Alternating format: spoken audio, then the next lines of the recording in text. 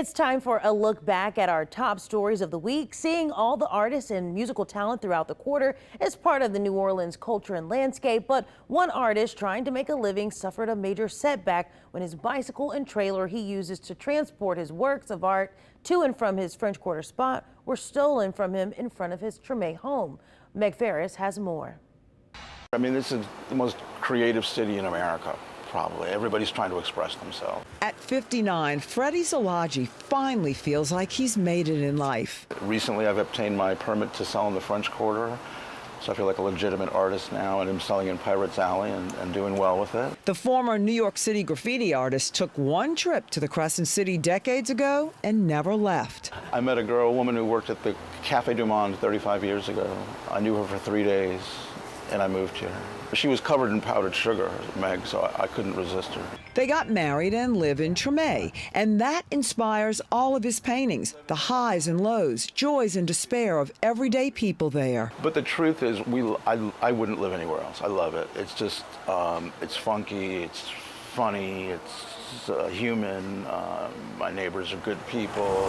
And that brings us to what happened there Thursday night on Governor Nichols. Freddie uses an old bike that took him hours to hand paint to get to and from work in the Quarter. Bolted on the back was a trailer like this one, but a little bigger. His children gave it to him for Father's Day to carry his works. Last night in the rain, instead of moving it to the backyard as usual, he bolted it in front of his house. This morning, he came out to this. It's impossible to park in the French Quarter, so it allowed me to carry all my artwork. So it's really heartbreaking. I'm trying to get this going as my last career, and to have that was really such a great tool as a gift for my children. So it's heartbreaking on a lot of levels. Now, Freddie says on an artist's salary, he really doesn't have reward money to give out for the return of his bike and trailer, but he says maybe a piece of his art would be negotiable. No neighborhood cameras caught the theft. He plans to report it to NOPD. And while there are neighbors moving, he still plans to stay right where he is in Treme. It's full of history. It just feels like a living, breathing place. Meg Ferris, WWL, Louisiana.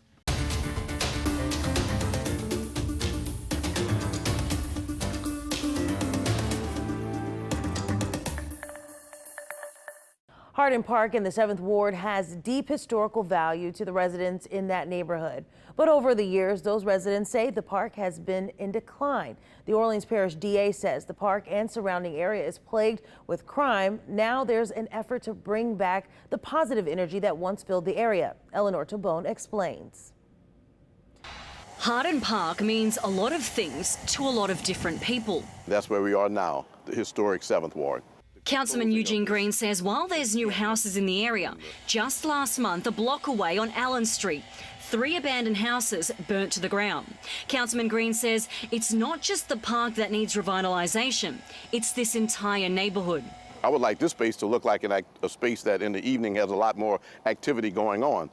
But I can't do that until the parents feel safer bringing their children here. Part of the challenge we have now is parents not wanting to bring their kids to the park because of the activities that take place in the neighborhood. The New Orleans Recreation Development Commission built the park's concession stand in 2017 and recently updated the basketball court.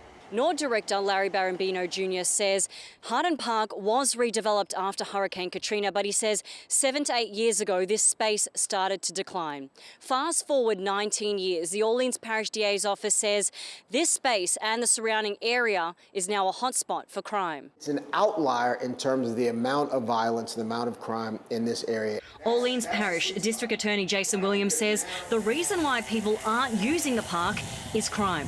It is better and easier to build strong boys and girls than it is to repair broken men and women. We can keep arresting and convicting people, but if we can invest in people in the front end before bullets are fired, before a gun is procured, now you're talking about true crime prevention. The dots on this map represent violent crime. Purple dots show the violent crimes that have happened this year. DA Williams says the correlation between crime and a vacant space highlight how neglect can attract illegal activity. He's pushing for the space to become one that engages young people, enables inspiration for adults, and provides companionship for everyone. The vacuum the void of things to do, the lack of investment, that is what's driving the crime. Larry is calling on the community to step up and use the park. The good in the community have to tell the bad that this means more to us to be out here with our kids than for you to be out here doing wrong. Eleanor Tabone, WWL, Louisiana.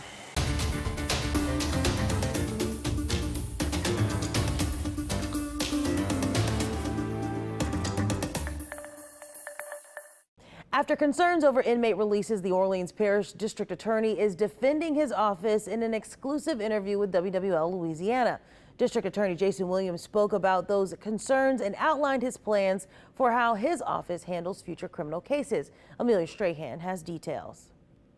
In an exclusive interview with WWL Louisiana, District Attorney Jason Williams defended the integrity of his office after a Senate Judiciary Committee chairman raised questions over the DA's handling of dozens of criminal cases. I am more than willing to have a conversation with anybody who wants to discuss what we're doing in New Orleans because we're doing it differently. Earlier this week, Republican Senator Jay Morris expressed concerns over the large number of inmates resentenced or released from the Orleans Parish Justice Center. About the middle of last week, I started getting a couple of texts and calls from people who had the concern that there were an inordinate number of inmates who had been convicted in New Orleans that were being released. According to Morris, in recent months, 157 New Orleans inmates were released because of resentencing and post-conviction relief.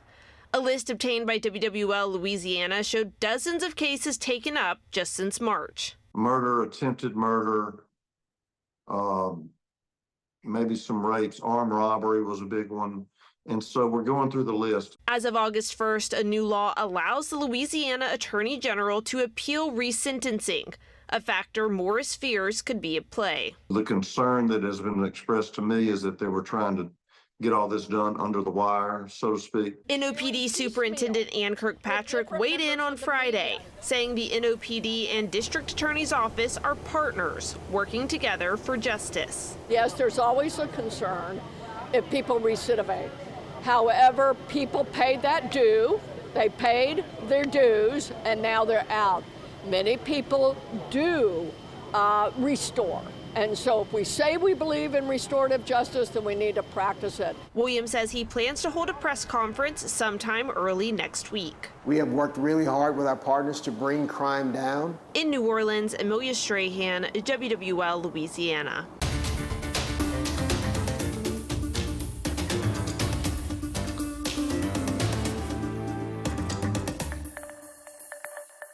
A local high schooler is being called a hero for quick action, saving a man's life by using CPR. Friday, a major health organization presented him with one of its highest honors. Rachel Hanley walks us through what happened on that harrowing day. Right away, Hudson Mobley could sense that something was wrong. I see a big gathering of people. He was in a golf cart in the middle of his shift at Chateau Golf and Country Club in Kenner. When he saw the crowd, he stopped. I jump out, check it out. See the guy passed out. That man turned out to be in cardiac arrest. Even though he was only 16, Hudson knew exactly what to do. He had been a lifeguard, and as part of his training, he had to take 2 Red Cross courses. I made sure someone had called 911 and I started giving CPR. That started with chest compressions. The risk is that your heart will stop pumping, which then means your other organs won't receive the blood that it needs. Louisiana Red Cross CEO Dr. Kenneth St. Charles says Hudson did everything right. After a few minutes of compressions, someone brought him a defibrillator. He knew how to set it up. He knew what he needed to do with the victim's chest to get it ready for the shocks. He administered the shocks. I didn't really think about much until I was actually doing it.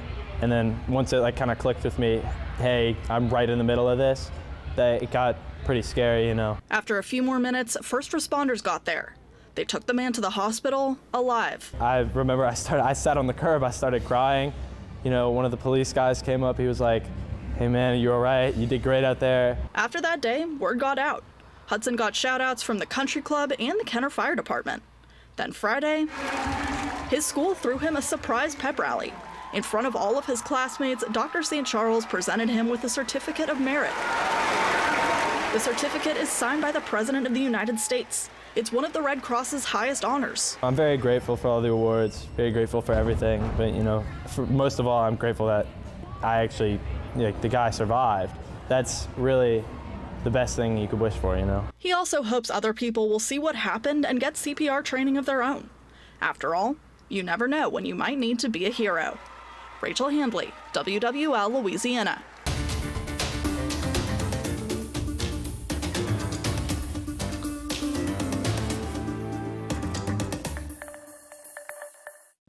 Permitless carry is now legal across the state, and that includes New Orleans. Some parents and teachers are asking if gun safety will be a part of the curriculum now that school is back in session. Eleanor Tabone has a story.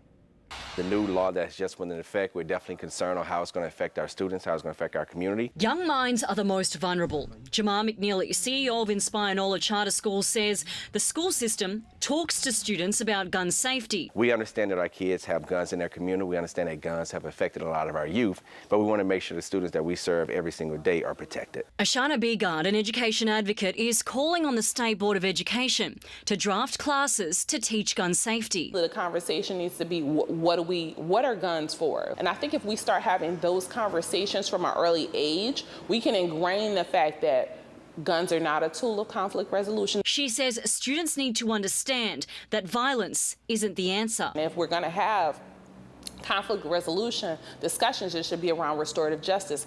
How do we talk? How do we get people to mediate conversations, even when they're hostile? How do we control ourselves? Jamar says education extends outside the classroom. He says since the new law went into effect, the charter system is including conflict resolution as a topic of classroom discussion. Our students are citizens of this community. They are engaged in a lot of different activities, and we want to make sure that they're informed. We don't want them to encounter this new law by their friends. We don't want them to be in any situation where gun violence can affect them. I want my children to feel psychologically safe, that if they see a dangerous weapon or if they come across something, that they can say something. Mother to four, Alison Asaf, says she wants her kids to learn about the dangers of guns, but she'd prefer that information to come from the experts like law enforcement. School system could have law enforcement, since they are the subject matter experts. They should come and speak to the children at school. Jamar says sadly students have lost friends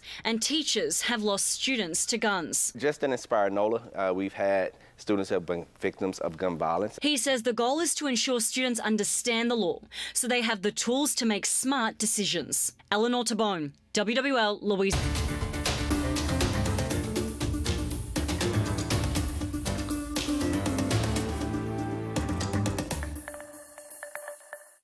Since June, COVID cases in Louisiana have been on the rise. Thankfully, doctors say they are not seeing an increase in fatal COVID cases. Still, people with cancer need to take extra precautions to avoid infection. McFerris has more on a special free filtration kit to help cancer patients stay safe during the latest wave of COVID cases.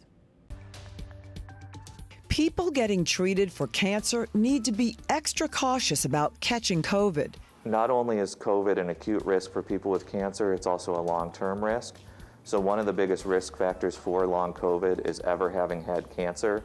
And right now, researcher Dr. Michael Herger of the Tulane Cancer Center says the risk has gone up substantially in the last few months. It's very bad out there. There's about 1 million infections a day in the U.S. based on wastewater surveillance data. Transmission's particularly high in the West and in the South. And as you can see right here, Louisiana is one of the states with the highest rates of active COVID. In fact, 4% of people are infectious right now. So Dr. Herger is the only one in the country leading a pilot project called CoviCan. He's distributing free kits to people with active cancer to help prevent one of the places COVID is spread, in the home, among family members. Early in the pandemic, people thought that COVID was spread mainly through droplets by touching surfaces and then touching your face.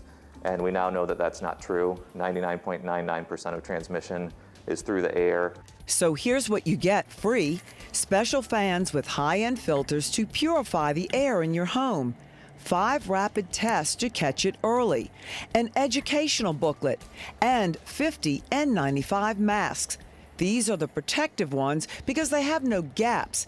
And just like plexiglass and the few-foot social distancing rule of the past, those regular surgical masks do not help because you're just breathing the regular air coming in through all the gaps. So, why are the new Omicron subvariants called flirt surging now? Right now, people could view it as more infectious because a lot of people have not been infected in a while, have not had a vaccine in a very long while, and also people are not taking very many precautions. The CDC lowered the isolation policy to 1 day. A lot of people aren't testing anymore. COVID can mean cancer patients have to temporarily discontinue their treatment, and their immune systems are not strong. And a vaccine for the flirt COVID variants is not due out until the fall. Meg Farris, WWL, Louisiana.